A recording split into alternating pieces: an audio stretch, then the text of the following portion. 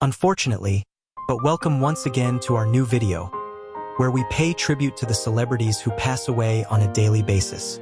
We feel sorrow for those who leave us every day, but it is our duty. If you also want to join us in honoring these celebrities, please watch this full video in their respect so that together we can pay our tributes to them. Number 1. Gary Stubblefield. He was an American politician from Arkansas. A Republican, he served in the Arkansas House of Representatives and was later elected to the Arkansas Senate from District 26 in 2013. He also held positions on a quorum court and a local school board. He served one term in the Arkansas House of Representatives from District 67 before seeking a seat in the state Senate in 2012. In 2017, Stubblefield proposed a bill aimed at limiting the state's Freedom of Information Act, which would have barred public access to records concerning K-12 schools, higher education campus police, and the Arkansas State Capitol Police. He introduced a resolution on African American history that minimized the significance of slavery in U.S. history and included criticism of Democrats. It failed by a 22-4 vote. He was born 1951 and died September 2nd. He was 74 years. Number 2. Scott Spiegel. He was an American filmmaker, screenwriter, producer, and actor. Alongside his longtime friend Sam Raimi, he co-wrote the screenplay for Evil Dead 2. The two attended Wiley E. Groves High School in Birmingham, Michigan. Spiegel also portrayed Scotty in Raimi's short film Within the Woods, a precursor to The Evil Dead, where the role was later played by Richard DeManiker.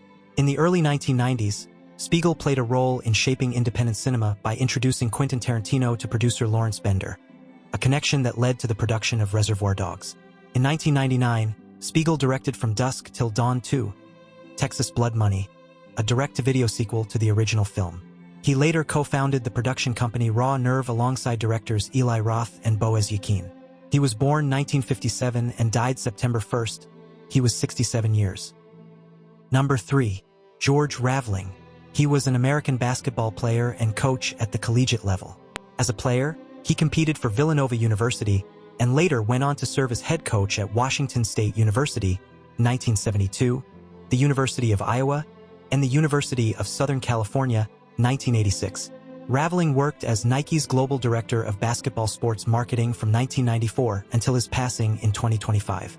He also served as a color commentator for Fox Sports Net and was inducted into the Naismith Memorial Basketball Hall of Fame.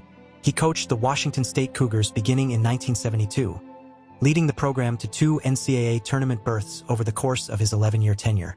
In 2013, Raveling was honored with the John W. Bunn Lifetime Achievement Award and was also inducted into the National Collegiate Basketball Hall of Fame. He was born 1937 and died September 1st. He was 88 years, due to cancer. Number 4. Emilio Fede. An Italian journalist and writer, he became widely recognized as a television news presenter.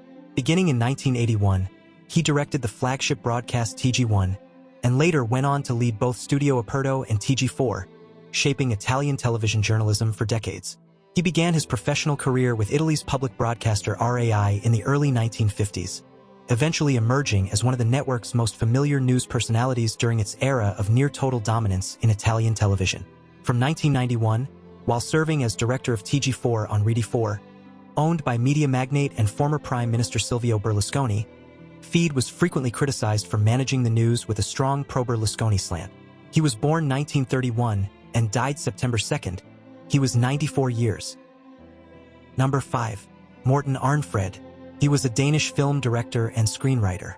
He has directed a number of feature films and television series since the late 1970s and is known for his collaborations with prominent Scandinavian filmmakers.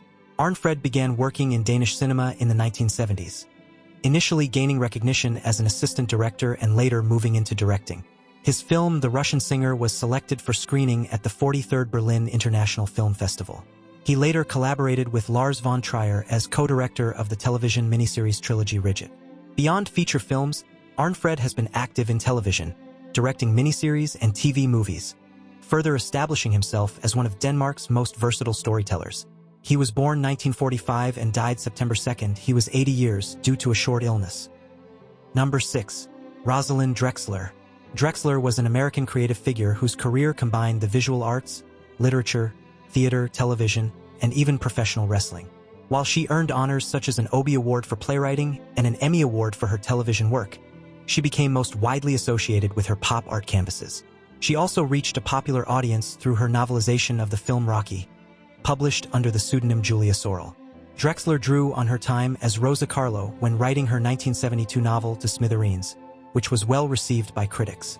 She explained that although she disliked the experience itself, she felt it was worth turning into material for a book. The novel later served as the inspiration for the 1980 film Below the Belt. Born 1926 and died September 3rd, she was 98 years. Number 7.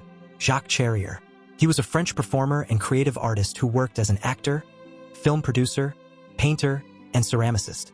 After gaining recognition in French cinema during the late 1950s and 1960s, he eventually shifted his focus toward the visual arts. Charrier made his film debut in the late 1950s. Born 1936 and died September 3rd, he was 88 years. Number 8. Patrick Hemingway. He was an American wildlife conservationist and author, best known as the second son of novelist Ernest Hemingway and the first child of Hemingway's second wife, Pauline Pfeiffer. As a child, he often traveled abroad with his parents before pursuing his studies at Harvard University, where he graduated in 1950. Soon after, he relocated to East Africa, spending 25 years there. In Tanzania, he worked as a professional big-game hunter and operated his own safari company for more than a decade.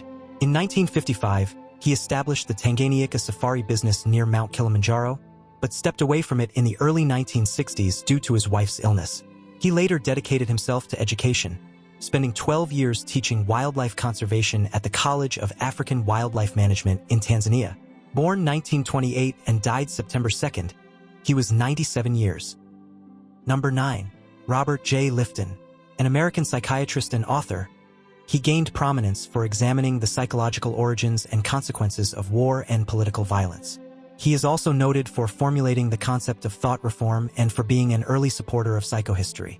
Lifton began his career in 1951 as an Air Force psychiatrist in Japan and Korea, an experience that influenced his later focus on war and political violence.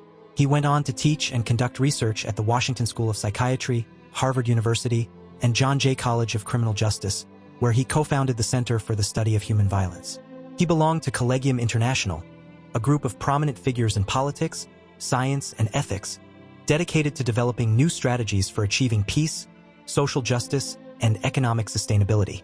The BBC produced a 1975 adaptation of Lifton's work Death in Life, which appeared as episode 31 in the 11th season of the documentary series Horizon. He was born 1926 and died September 4th. He was 99 years. Number 10. Giorgio Armani. An Italian fashion designer and billionaire, he initially achieved recognition through his work at Cerruti 1881.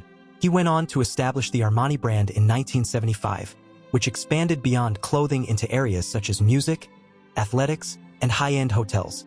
By 2001, he had been described as the most successful Italian-born designer and was credited with redefining red carpet style. At his death, the value of his fashion empire exceeded $12.1 billion. He was born 1934 and died September 4th. He was 91 years.